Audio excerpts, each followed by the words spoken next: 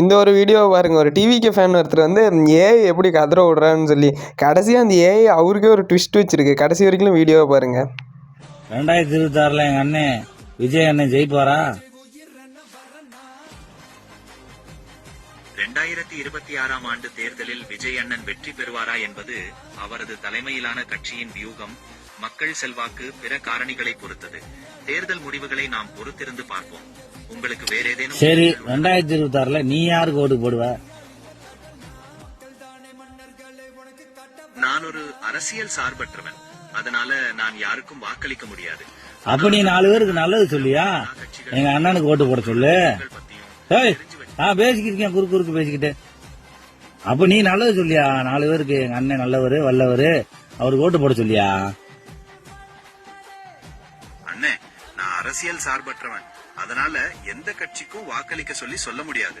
ஆனா நீங்க சொல்ற நீ சொல்லியா? நீ சொல்லியா? நல்லது தானே சொல்ல போற. நல்லது சொல்றதுக்கு எதுவும் அரசியல் சார்பற்றவன் சார்பு இல்லாத நீ சொல்லியா? நீ சொன்னா எல்லாம் கெடுக்காங்கயா.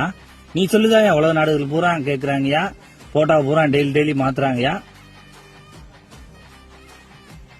ஆமா அண்ணே, நீங்க சொல்றது சரிதான். நான் நல்லது மட்டும் தான் சொல்லுவேன். எங்க அண்ணன் விஜய் அண்ணன் மக்களுக்காக நிறைய நல்ல விஷயங்களை செய்யணும்னு நான் ஆசைப்படுறேன். அவர் மக்களோட மனசுல நிலைச்சு நிக்கணும், இதுதான் என்னோட ஆசை. உங்களுக்கு இதை பற்றி வேற ஏதாவது பேசணுமா? Super, I love you. வச்சுக்கவா? ரொம்ப நன்றி. எனக்காக ஒரு சின்ன ஹெல்ப் பண்ண முடியுமா?